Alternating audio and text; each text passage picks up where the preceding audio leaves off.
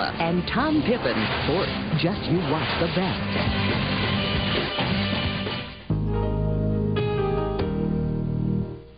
There are those among you watching right now who would be very comfortable sitting where I'm sitting right now. Clearly not. A computer keyboard, that's my happy place. A piano keyboard, not so much, which is why I really respect the people in tonight's Perry's People. They are certainly proof that you're never, ever too old to take on new challenges. It's a shame, really, that the walls that surround the Wisconsin Conservatory of Music are so thick, as it deprives people walking by from hearing this.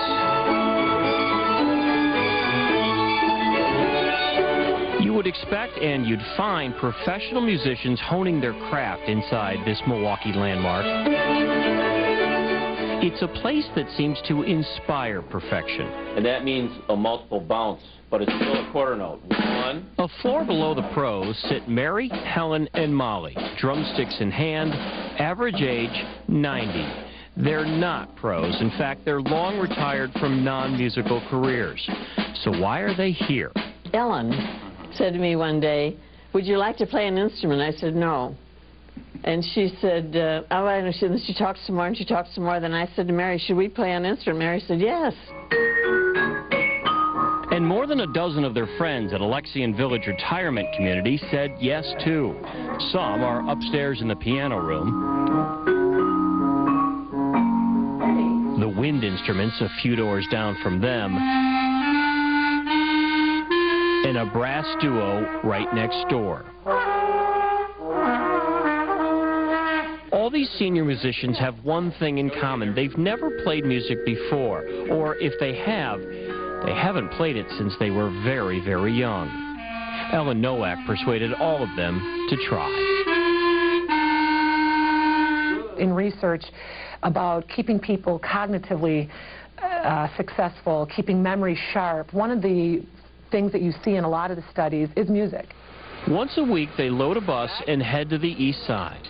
When the conservatory agreed to take on this project, they thought it important to treat these mature musicians like everyone else. We really wanted this to be a program about starting to play an instrument, about being a musician, about being a music student at the conservatory. Of course, some students are more conservative than others.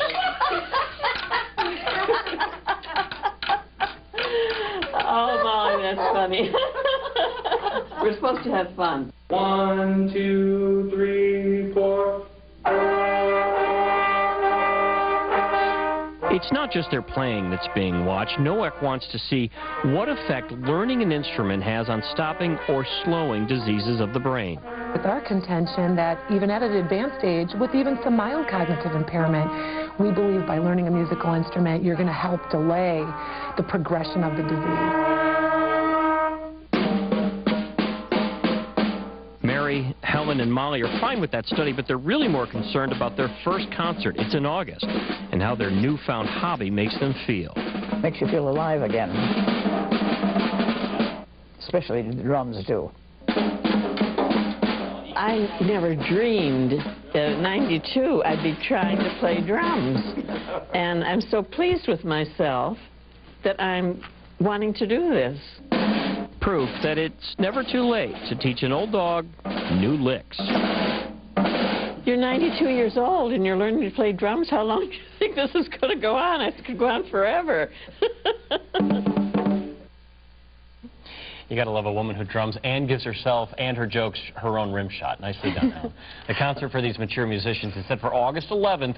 We plan to follow up on both their musical progress and, of course, the progress of the study on Alzheimer's prevention. I was talking to the three drummers, and I said, "Where do you guys practice?" And Molly said, "On my stove. I'm wearing it out." Really?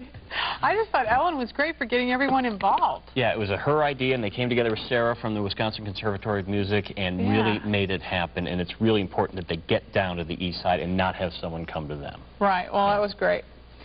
Wisconsin had 2,000 more whooping cough cases than any